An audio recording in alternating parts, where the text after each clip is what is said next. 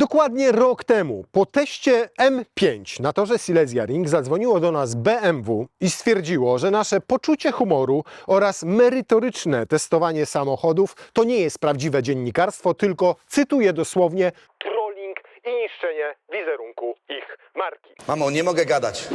I nie będą nam więcej dawali samochodów, więc przez rok nie testowaliśmy żadnego BMW, ale dzisiaj, po roku, BMW znowu wjeżdża na podjazd u Bąka. Tylko tym razem nie jest to BMW z parku prasowego, tylko nasze BMW, a konkretnie silnego, który je se kupił za własne, ciężko zarobione na planie karoserii pieniądze.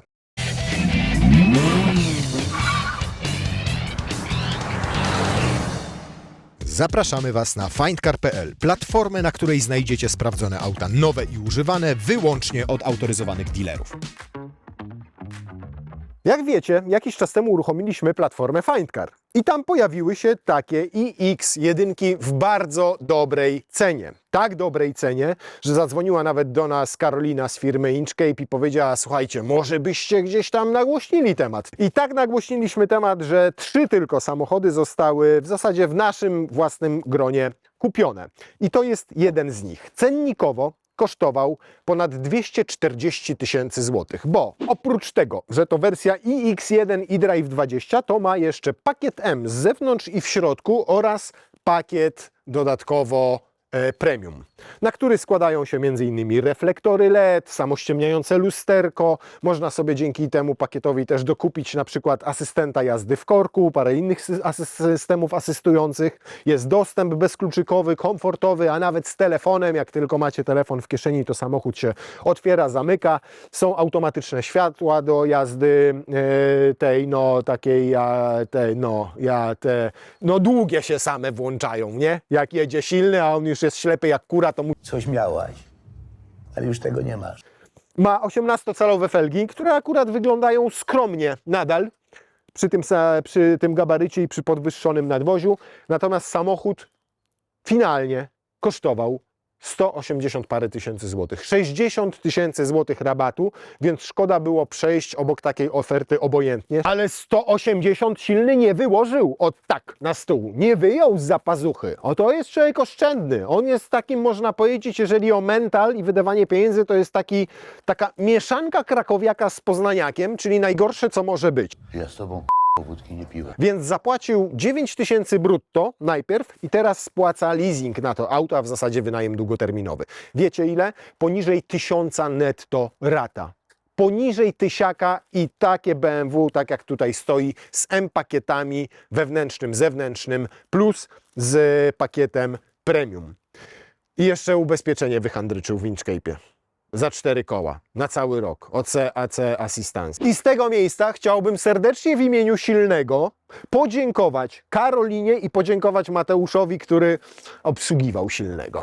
Bo to on mu te pakiety wszystkie tak dobrze zrobił. A teraz my sprawdzimy, czy Silny dobrze zrobił, składając podpisy na tej całej umowie leasingowej, bo zamierzamy oczywiście obiektywnie ocenić cały samochód. I już mogę teraz śmiało powiedzieć, że BMW z napędem naprzód i to elektrycznym nie bardzo mnie rajcuje. Niemniej dostajecie tutaj w tej wersji silnik, który ma 204 konie mechaniczne i podobno setkę robi w 8,6 sekundy. Oczywiście Silnemu to wystarczy, dla mnie byłoby to zdecydowanie za mało. Taki samochód wolałbym w X-Drive, albo nawet jeżeli to elektryk i moment ma od samego dołu dostępny, to w wersji tylnonapędowej. Natomiast tutaj franka nie uświadczymy. Tego nie możemy otworzyć, bo to jest na sztywno gdzieś tam a nie możemy, oczywiście, proszę bardzo.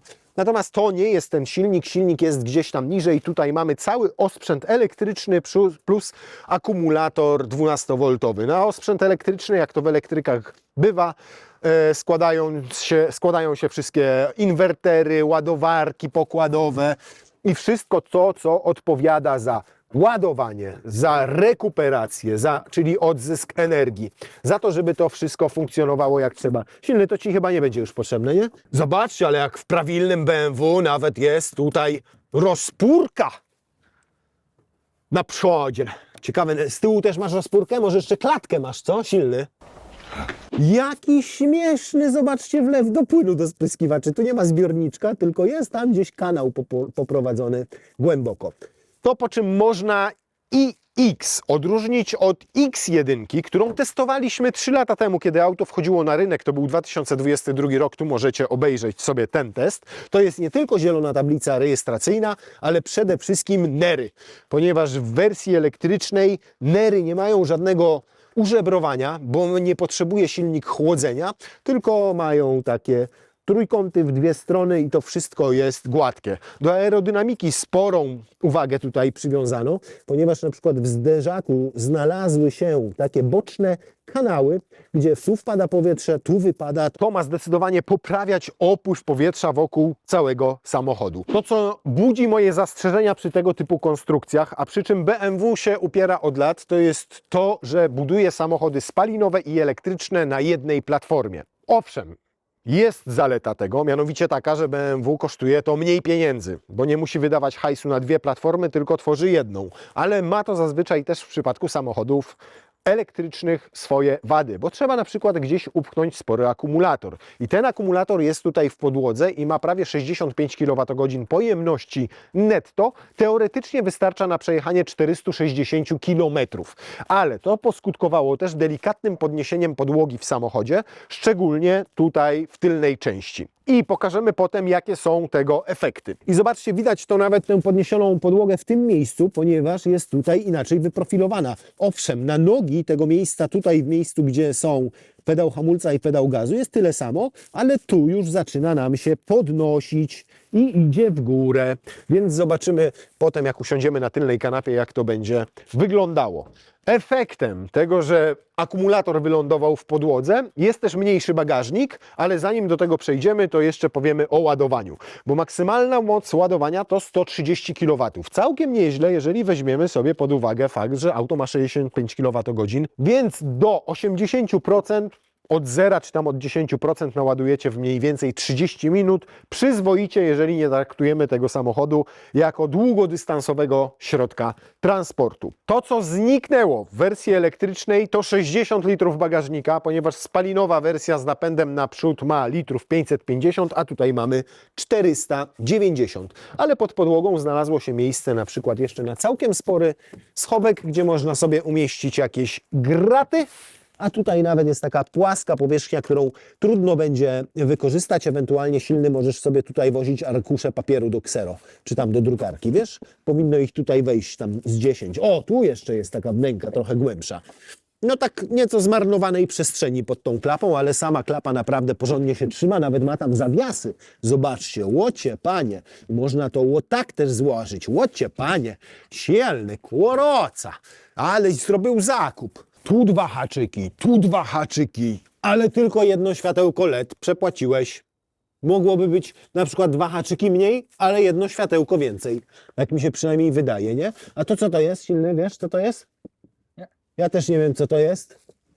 Nie wiem co to za dzyndzle tutaj zanabyłeś. Proszę bardzo, gaśnicę dostał nawet. I to w siateczce po szampanie.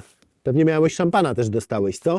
Tutaj siateczka jest. Tu jest jakiś otwór na przykład na apteczkę i jest gniazdko zapalniczki. Jest świetny jest- zestaw naprawczy. Chcesz zobaczyć? Tak, strasznie silny chcę zobaczyć zestaw naprawczy. Myślałem, że to jest bębenek. To otwierasz, to wyciągasz, to montujesz na koło. To masz Co to jest? naładowane, to podłączasz do tego i on jedziesz i on ci cały czas ładuje koło. Zajebiście, co nie? Jadąc? Ale to jest akurat fajne rozwiązanie, uwaga. Czyli to jest taki nowy patent zamiast tego cholernego siuwaksu i ten akumulator powinien wystarczyć na około 200 km przy jeździe z prędkością 80 km na godzinę. To za to szacun. To uważam, że to jest game changer. Pod warunkiem, że masz to naładowane, a nie przeleżało 5 lat i zapomniałeś podładować i już tutaj akumulator jest kaput. Oraz jest to świetne, kiedy dziura w oponie jest zrobiona szpilką, bo jak ją rozedrzesz sobie na przykład o krawężnik, to silny już ci nie będzie to potrzebne. Ale to ja sobie to przetestuję. Duży plus za kanapę dzieloną w takich proporcjach. Czyli 40-20-40 i składa nam się środkowa tylko część i pewnie nam się składa z tej pozycji. Nie, tam trzeba będzie gmerać. Dobra, potem to złożymy, można wozić sobie dłuższe przedmioty. Ok, ale póki co zobaczmy, ile walizek ty zmieścisz. Wyobraźcie sobie, że do tej pory silny tylko dieselek. To nie ma innej opcji. Zawsze był tylko dieselek, bo dieselek ma duży zasięg, bo dieselkiem on jeździł do Chorwacji i dieselek mu się sprawdzał i palił 5 litrów i mógł sobie jechać 1200 km bez tankowania, a teraz elektryk. No ale jak paliwo po 9 zł, czy tam 8, no to w ogóle bez problemu te dwie duże walizki w takiej konfiguracji. Niemniej, jak znam żonę silnego, to jej absolutnie to są kosmetyki na wieczór, to są kosmetyki na rano. To są kosmetyki do spania, to są kosmetyki do łażenia, to nie ma opcji, żeby to ją zadowoliło. Olga lubi duże rzeczy i nie mówię tu tylko o bagażniku. Więc wtedy silny musi wyjąć półkę, zostawić ją w domu i kombinować. No i silny tutaj będziesz miał kombinowania, bo to nam tam nie wejdzie. Więc takiej walizki mieć nie możesz. Niestety. Przykro mi, gościu. O, tak też nie. Co byś tutaj nie robił, silny, to dupa. Chyba że tak zrobisz. Tak zrobisz. Jest już ciut lepiej. I tutaj wchodzi reszta rzeczy. Tam ma kosmetyki jedne, drugie. Tu wsuwa ciuchy. A tak zupełnie serio, to powiem wam, że takie 490 litrów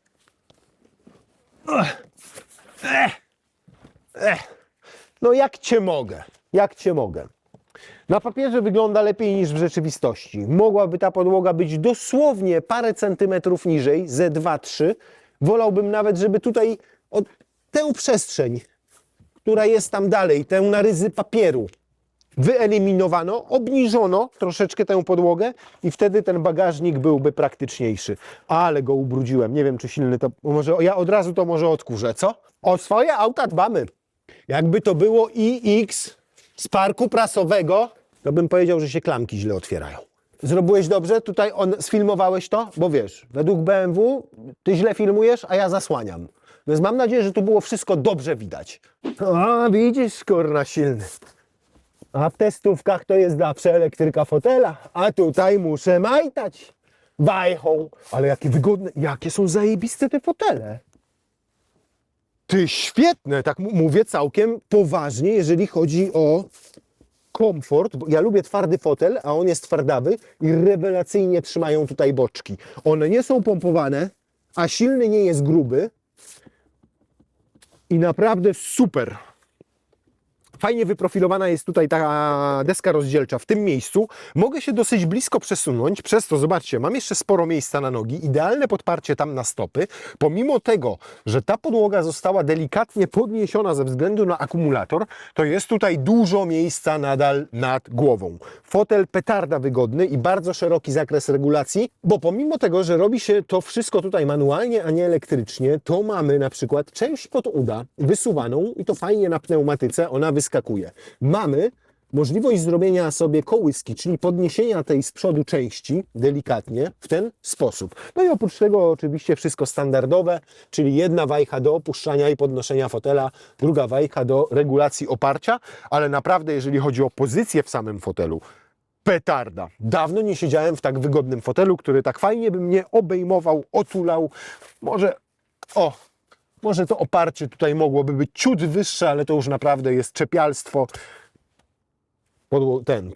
Zagłówek jest. No dobra, idziemy na tył. No i niestety tutaj czuć zdecydowanie, że ta podłoga została podniesiona.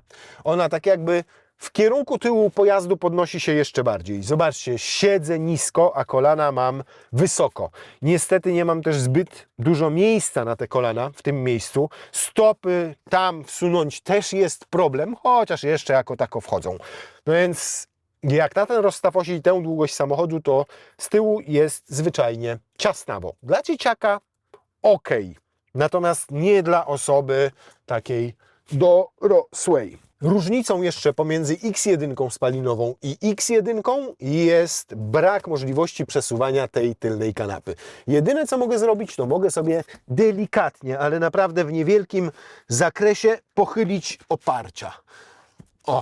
O, tak mogę jechać. O, to jest idealna pozycja. Wtedy można dziecku dać karteczkę, można dać mu kredki i może sobie tutaj coś rysować na przykład, ewentualnie z bliska na telefonie coś oglądać. Trzeba szukać plusów, a silny słynie z tego, że do minusa dokłada jedną kreseczkę i robi się plus. Ale tak już na przykład, jest lepiej, a maksymalnie jak pochylimy, no to już naprawdę spoko. Przy czym tutaj zobaczcie, w dachu jest taki garb. I nie do końca wiem, z czego on wynika. Rozumiem, jakbyśmy mieli tutaj szklany dach i to miejsce przeznaczone byłoby na roletę, która się zwija i tam musi być ukryta. Ale w związku z tym, że tutaj mamy takie wybrzuszenie, no to mamy też problem z ilością miejsca nad głową, kiedy tak siedzimy. Bo ja już dotykam dachu, no ale jestem ponadwymiarowy, zdecydowanie. Ale można temu zaradzić, siedząc, właśnie tak bardziej pionowo i wówczas do tego dachu się już tak bardzo nie dotyka, zostaje tam centymetr czy dwa przestrzeni. Podłokietnik jest szeroki, dosyć wysoko, uchwyty na kubki tutaj od frontu, tak jak lubimy. To, co jeszcze lubimy, to lubimy, tak jak powiedziałem, składaną środkową część, 2 osoby mogą jechać, można przewieźć sobie na przykład statyw do kamery, prawda silny? No, ewentualnie szczudły. A czemu tu się ten zagłówek nie chowa całkowicie? Siwy, silny, coś trzeba na gwarancji będzie robić. Zobacz. Nie chowa się ten zagłówek cały. Ja próbuję. Jest. Zreperowałem. Nie ma za co. Nie musisz już jechać do ASO na naprawę. Bardzo fajna tapicerka w tym M-pakiecie, ponieważ jest taka alkantarowa z niebieskim przeszyciem, natomiast to jest oczywiście sztuczna skóra i to czuć w dotyku. Nie jest ona super najwyższej jakości, nawet Chińczycy potrafią zrobić sztuczną skórę, która ładniej udaje tę prawdziwą, jest bardziej miękka, jest czasami perforowana i zdecydowanie przyjemniejsza w odbiorze. Natomiast zapachy są zdecydowanie neutralne, w środku nie gumą. Bardzo łatwo dostępne isofixy i pod klapeczkami, które mają zawiasy, więc po wyjęciu nie będzie nam grzechotało na przykład w drzwiach bocznych i się nie zgubi żadna zaślepka, natomiast to wygląda paskudnie, to jak tutaj rozwiązano. No zobaczcie, można było to gdzieś ukryć, wydłużyć tę część tutaj, schować tam głębiej. Jak trzecia osoba siedzi tutaj po środku, to jeszcze trzeba pas stąd, czyli spod sufitki, wpiąć tutaj. Natomiast mówię, zazwyczaj rzeczywiście 4 osoby podróżują autem i to można było wszystko ukryć ładnie gdzieś pod tapicerką, wygląda ordynarnie. Ale są nawiewy, jest całe jedno gniazdko USB-C. Na szczęście silny ma tylko jedno dziecko, więc nie będzie tutaj sporów na tylnej kanapie pod tytułem kto może się ładować, a kto nie. Natomiast też kiepsko rozwiązano kwestię przewożenia trzeciego pasażera, jeżeli chodzi o stopy. No bo tak, z jednej strony owszem mamy tu półeczkę, tylko co na takim plastiku umieścić tak nisko? No nie ma chyba to najmniejszego sensu. Zabrakło kieszeni w tylnych oparciach foteli, żeby za nimi można było coś umieścić, a jednocześnie przez tą plastikową półkę tutaj, no nie można tutaj usiąść. Żadna osoba trzecia tutaj nie będzie miała wygodnie, nawet dziecko z małymi stópkami, bo będzie na plastiku trzymało te stopy. Więc to akurat średnie rozwiązanie. Jeżeli chodzi o drzwi boczne,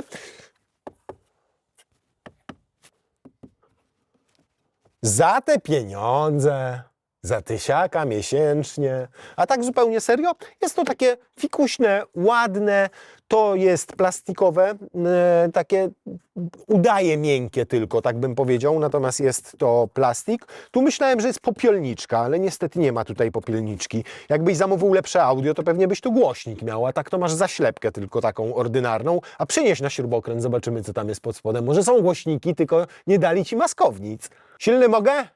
Nie. Nie mogę. A ja bym tak A jakby było prasowe, to bym się nawet nie pytał.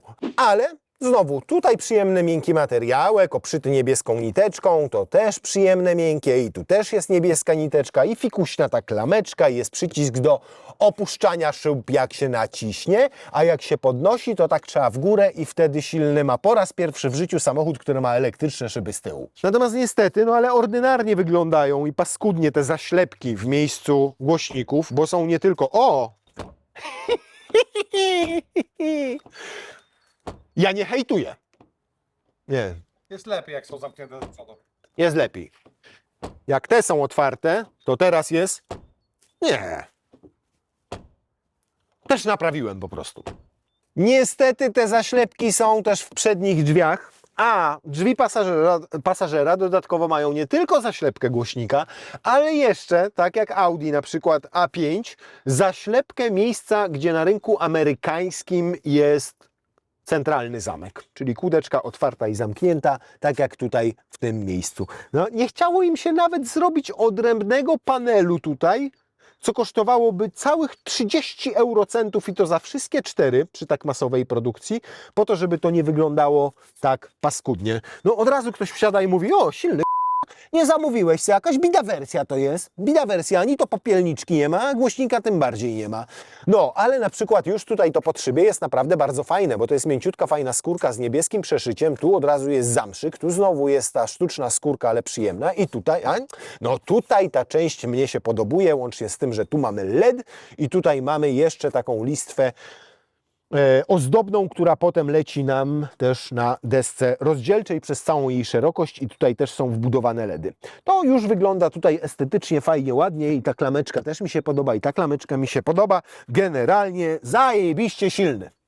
Całą deskę rozdzielczą utrzymano w takiej minimalistycznej formie i mnie się akurat ten minimalizm podoba. W tym M-pakiecie podwójnym, czyli zewnętrznym i wewnętrznym, dostajecie obitą oczywiście sztucznymi materiałami deskę rozdzielczą, ale te materiały są fajne, przyjemne w dotyku, niebieska niteczka, znowu alkantarka, fajna ta srebrna wstawka i to nie jest ona gładziutka, tylko ma takie jakby drobne kropeczki, więc jest przyjemna nawet kiedy jej dotykacie. No wygląda to wszystko estetycznie i elegancko. 2 ekrany duże, za jedną taflą szkła i są fajnie zaoblone, więc wracamy do BMW z lat 90., kiedy ta konsola tutaj centralna była delikatnie w kierunku kierowcy przekrzywiona i tak to wygląda w tym miejscu, przynajmniej na tej wysokości.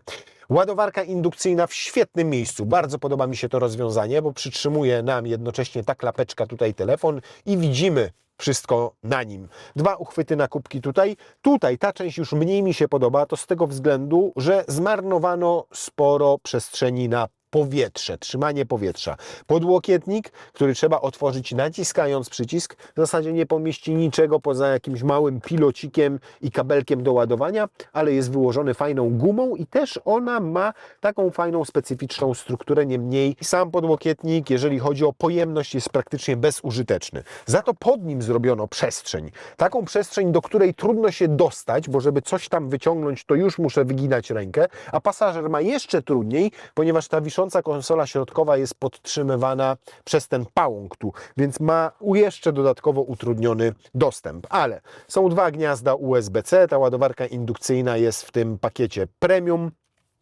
i jeżeli chodzi o montaż, to nie ma się tutaj absolutnie czego czepiać. Tu są pojedyncze przyciski. Nie ma już pokrętła iDrive, nie ma panelu do klimatyzacji. Tu mamy tylko takie podstawowe, czyli start-stop, wybierak przełożeń, pokrętło głośności, zmianę stacji radiowej czy piosenek, no i jeszcze auto holda mamy, to jest akurat fajne rozwiązanie i lubię, plus My Modes i przycisk, który jest skrótem do podstawowych ustawień w jeździe. Natomiast jeżeli chodzi o My Modes, to patrzcie, co se silny wykombinował. Zrobił sobie swoją nową BM-eczkę, zanim swojego Berlingo z kamerami, takie zdjęcie, napisał sobie na tablicy rejestracyjnej W2 silny. Ty jesteś silny p***nięty. I jeszcze se poinstalował jakieś aplikacje dodatkowe. Apple CarPlay to jest, to wiadomo, jest też Android Auto, ale sobie zainstalował YouTube'a, gra sobie w pasjansa na przykład, układa sobie pasjansa jak stoi i się ładuje pod domem, bo on się ładuje tylko pod domem, ale przynajmniej to mu pozwala odpocząć od żony. Mówi, że idę pograć, wsiada do samochodu, ładuje się i gra. Hot Wheelsy, Extreme Overdrive i Rally Champion. I tutaj to wygląda tak, że macie kontrolerem do tych gier jest telefon. Parujecie sobie telefon razem z sprzętem multimedialnym. Telefon pełni funkcję kontrolera, joysticka, jak zwał, tak zwał. No i te wszystkie aplikacje łatwo można sobie oczywiście instalować też z poziomu tej aplikacji w telefonie, a oprócz tego też w telefonie można sobie tworzyć te zdjęcia i z telefonu przesyłać takie zdjęcia, jak przed chwilą widzieliście, do systemu multimedialnego w aucie. Ja tych nowych multimediów BMW Nie przepadam za nimi, powiem tak.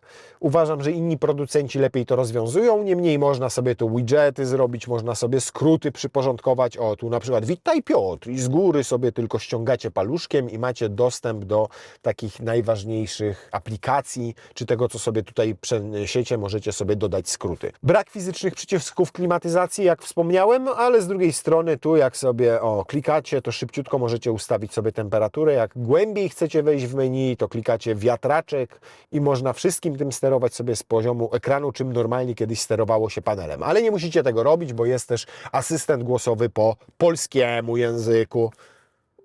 Włącz ogrzewanie fotela pasażera. Aktywowano. Włącz wentylację fotela kierowcy. Dmuchawa dezaktywowana. Czyli wyłączył klimatyzację. To dobrze rozumiem wszystko. Włącz masaż. Ta funkcja jest obecnie niedostępna.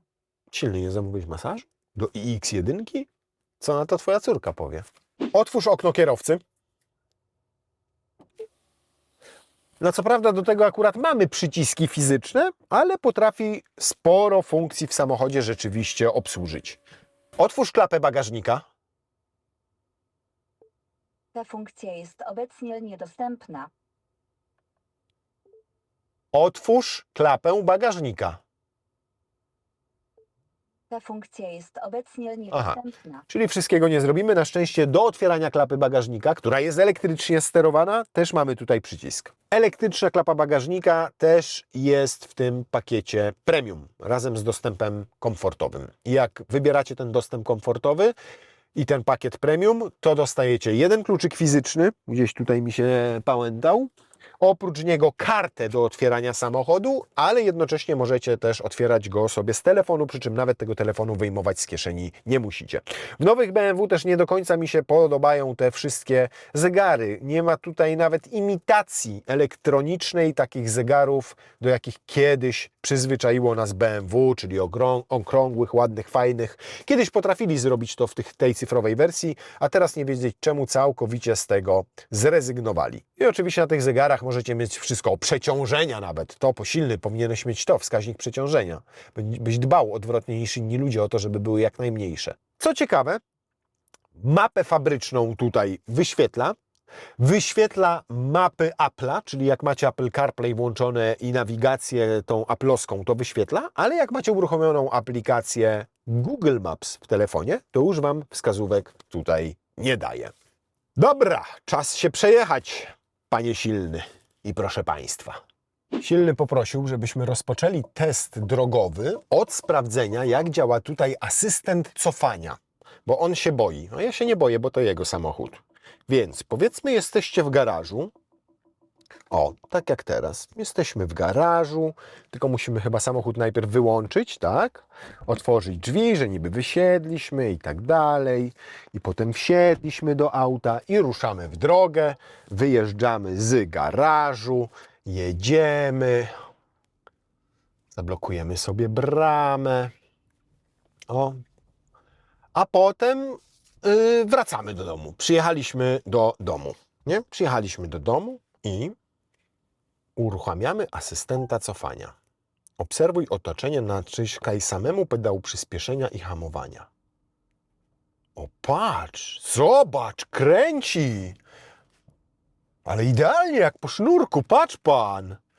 Ja nawet nie... Kuruca, ładnie. Patrz, jeszcze tutaj dokręca kierownicą. Zobacz, tu ją prostuje. Zadowolony? Jeszcze fajniej musi to działać, jak wjeżdżacie do domu, czyli wjechaliście przodem i chcecie wyjechać na drogę, to rano wsiadacie, tylko cyk, uruchamiacie i samochód Wam wycofuje w takiej wąskiej uliczce, jaką my tutaj mamy i w tym ciasnym łuku. No więc Silny wie, że ma asystenta cofania, ale nie wie, ile tutaj ma koni i newtonometrów, więc ja tylko przypomnę, 204 konie i 250 newtonometrów. Nie są to jakieś spektakularne liczby, szczególnie w samochodzie ze śmigłem na masce i na kierownicy, ale powinno wystarczyć do sprawnego poruszania się w codziennych, normalnych warunkach, miasto między chałupą a robotą, dzieci odwieźć do roboty, samemu pojechać do szkoły i tak dalej. Z fajnych rzeczy bardzo łatwo wreszcie można wyłączyć tutaj dźwięki od asystenta znaków drogowych, bo tylko set przytrzymujecie chwilkę i tutaj pojawia Wam się komunikat, że ostrzeżenie o ograniczeniu prędkości dezaktywowano. Za to plus. Można to zrobić też inaczej, mianowicie tym skrótem, czyli tutaj sobie klikamy ten przycisk, no i mamy ostrzeżenie przy ograniczeniu prędkości. Jednocześnie w tym miejscu możemy też wyłączyć sobie ostrzeganie przed opuszczeniem pasa ruchu, jeżeli nas irytuje, a jak wejdziemy sobie w napęd i podwozie, to mamy możliwości ustawienia rekuperacji. I ta może być albo niska, albo średnia, albo wysoka, albo adaptacyjna i silny twierdzi, że ta adaptacyjna działa tak se, bo on na przykład chce skręcić w lewo, a auto dalej mu jedzie i czasami go po prostu to zawodzi. Na szczęście można też sobie zrobić rekuperację na przykład niską albo średnią, ale kiedy wjedziemy do miasta i zechcemy używać maksymalnej, a w zasadzie one pedal, to tylko sobie tutaj bierzemy skrzynię wybierakiem w B, to proszę, cyk, i do zatrzymania i naprawdę ona działa mocno i nawet wskazuje tutaj, z jaką mocą działa. Ale M-Pakiet ma sportowe zawieszenie w standardzie i czuć, że jest sportowe. Jest obniżony delikatnie samochód i jest naprawdę mega sztywny. Ale ma też sztywną całą konstrukcję budy, więc nic tutaj nie pracuje, nic tutaj nie trzeszczy, nie stuka, tylko jest głośne zawieszenie. I to na takiej drodze czuć. Ono nie dobija, bo to nie o to chodzi, że te dźwięki biorą się z dobijania, tylko po prostu głośno pracuje. O Jezu, jak ono tłucze!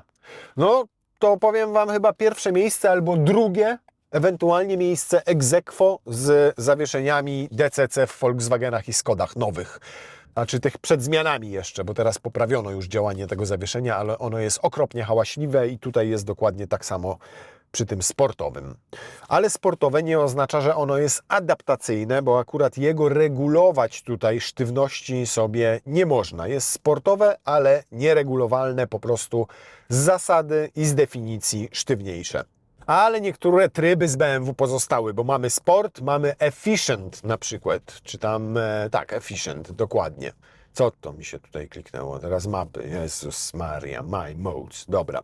Jak sobie wybierzemy efficient, to jeszcze możemy sobie aktywować max range, który ograniczy nam prędkość maksymalną do 90 na godzinę, zmniejszy moc napędową, ale zasięg zwiększy nam się aż o 90 km. Zobaczcie, 372 pokazał, ale też wyłączył klimatyzację, na zewnątrz jest 9,5 stopnia. Niemniej rzeczywiście jednym przyciskiem można zwiększyć sobie zasięg o kilkadziesiąt kilometrów, choć nie sądzę, aby to było aż 90 km, bo jak będziemy jechali 90 na godzinę, to jednak tej energii będzie szybciej ubywało z akumulatora.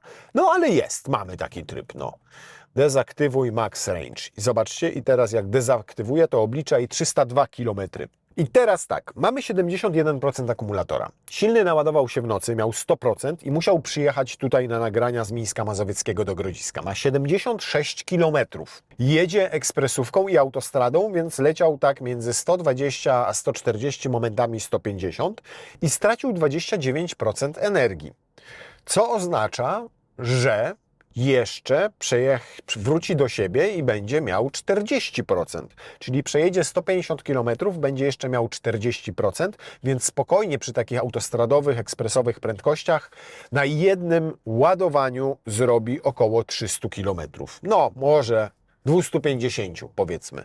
250 km to i tak uważam, że to jest niezły wynik. Naprawdę niezły wynik. Tak, 250, 250. I jak na samochód, który ma tylko 65 kWh akumulatora i waży, uwaga, 1950 kg. Więc lekko nie jest, a mimo to zużycie energii wydaje się tutaj dosyć niskie. I teraz rzeczywiście jak jedziemy z niskimi prędkościami 50 do 70 na godzinę, to zobaczcie, komputer pokazuje, że średnie zużycie to w okolicach 16 kWh. Nieźle.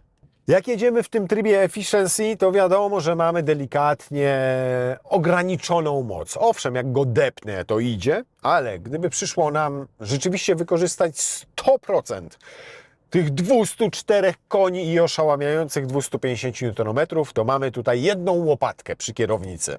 Nazywa się boost i zmienia wszystko na 10 sekund. Naprawdę, działa to zaskakująco dobrze, bo zobaczcie, i on od razu odjeżdża. Ale jak tylko zrobię takiego kickdowna, to sobie to wyłącza. Patrzcie, jadę teraz, zobaczcie jak delikatnie się tu pojawia ta wskazóweczka, ale jak tylko zrobię boost, to on sam z siebie przy tym samym położeniu nogi na pedale gazu zaczyna dodawać jakby mocy i odjeżdżać od razu. Potrafi, powiem Wam, zamyszkować. Raz zamyszkuje, innym razem nie. Zależy od nawierzchni, zależy w którym momencie ile tutaj ma tych newtonometrów, ale szarpnął mi kierownicą. A to jest efekt tego, że mamy elektryczny motor, który generuje maksimum momentu obrotowego w każdej sekundzie i od momentu położenia nogi na pedale gazu. Nie zawsze to się dzieje, ale potrafi nieprzyjemnie to zaskoczyć. I to jest efekt tego przedniego napędu. Odciążony ten przód, po prostu gdzieś któreś koło złapie uślizg i jest taki moment, gdzie trzeba wprowadzić korektę na kierownicy. Raz to występuje, innym razem nie i dlatego wielu producentów samochodów elektrycznych stosuje napęd na tylne koła w podstawie, bo ten moment jest tu tak szybko dostępny, że potrafi właśnie przy przednim napędzie szarpać kierownicą delikatnie i trzeba korygować tor jazdy i jest to nieprzyjemne zachowanie w odbiorze. Ja teraz byłem zaskoczony, wcześniej nie bardzo rozumiałem o co silnemu chodzi, ale teraz wiem dokładnie. Dlatego nawet taki Volkswagen ID.3 w najtańszych nawet wersjach stosuje napęd na tylną oś, bo tam podczas przyspieszania jest wszystko przenoszone na tył, tył osiada, tam jest większość masy podczas przyspieszania, dociska go i wtedy opony mają taką trakcję jak trzeba. No zobaczymy jak to będzie też podczas przyspieszenia 0-100. Natomiast jak się jedzie normalnie i tym pedałem gazu operuje spokojnie, bo przecież na co dzień nie jeździmy zero-jedynkowo i nie traktujemy go jak przycisku on-off, tylko płynnie przyspieszamy, to wszystko jest w najlepszym porządku. Jest cicho, jest komfortowo, innymi słowy jest jak w absolutnie każdym elektryku. Każdym. Bo to, co odróżnia samochody spalinowe od elektrycznych, to, że w silniku spalinowym każdy motor ma swoją charakterystykę pracy. Każda skrzynia biegów, każdy napęd. Jak weźmiemy sobie na przykład V6, R6, V8 czy V6 różnych producentów, dajmy na to V8 Mercedesa, Audi i BMW, to każda z nich, pomimo podobnej pojemności i liczby cylindrów, ma swoją specyfikę. Ma swój dźwięk specyficzny. Inaczej się dogaduje ze skrzynią biegów. Te samochody po prostu inaczej jeżdżą. A w elektrykach, elektryk Porsche, który ma 400 koni mechanicznych, będzie w normalnym, codziennym użytkowaniu jeździł tak jak elektryk każdej innej marki. I tak samo jest z BMW iX1. Te 204 konie tutaj jeżdżą tak jak 204 konie w Kii i w Hyundaiu.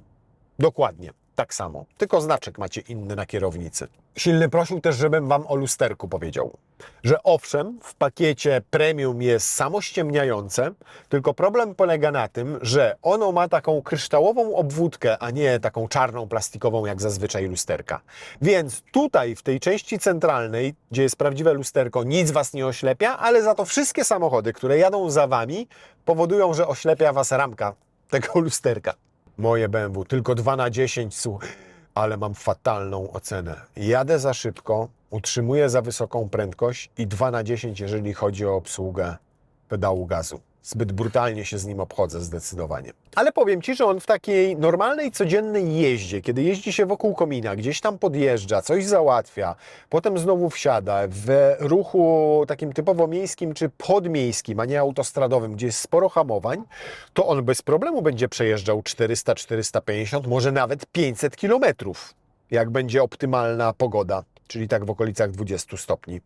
I powiem Wam, że auto ma niby tylko 204 konie mechaniczne, niby tylko 250 Nm, ale jednak fajne jest w elektrykach to, że on te parametry oddaje od razu. Nie czeka na zmianę biegów, nie czeka aż silnik wkręci się na wyższe obroty, tylko to wszystko tutaj ma miejsce od razu, w ułamku sekundy, przez co subiektywnie sprawia wrażenie znacznie szybszego niż mówią o tym dane. czyli te 8,6 sekundy. Tu macie wrażenie, że to jest bardziej 5-6 sekund, szczególnie przy tych niskich prędkościach, bo do 50 na godzinę to on dojeżdża o tak.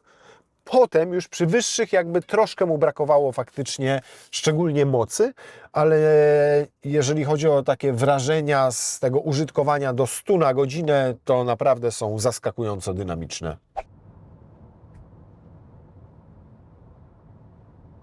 Jak jest normalny asfalt, to wszystko jest super, jeżeli chodzi o poziom głośności w środku, bo to takie bardzo solidne 64-65 decybeli. To jest naprawdę przyzwoicie. Sytuacja się zmienia, jak wjeżdżamy na beton, wtedy zaczyna być więcej hałasów, zdecydowanie słychać z opon.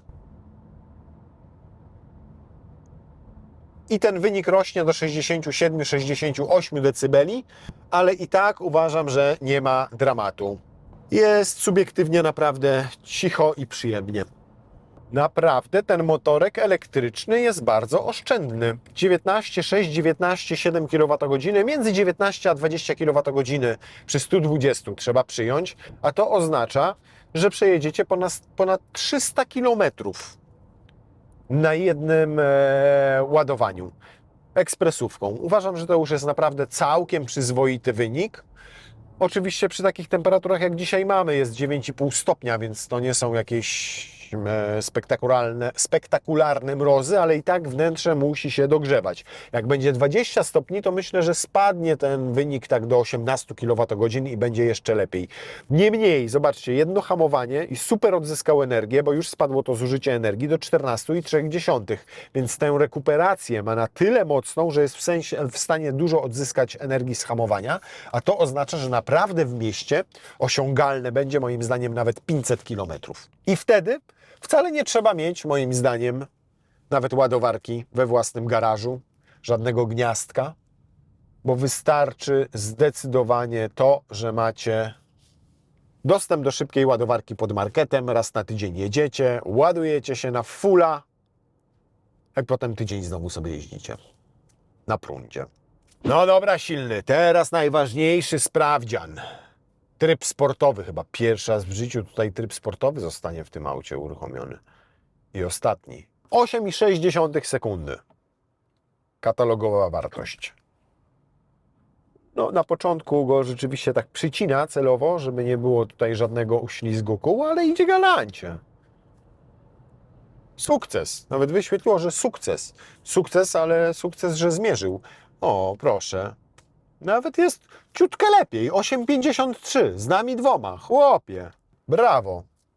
O, i nawet fajna średnica zawracania, jak na crossovera. To jeszcze, przepraszam, sprawdzę raz. Dobrze, mogę? Przepraszam, to niestety podniesie silne zużycie energii. Mam nadzieję, że dojedziesz do Mińska, ale weryfikacja się należy.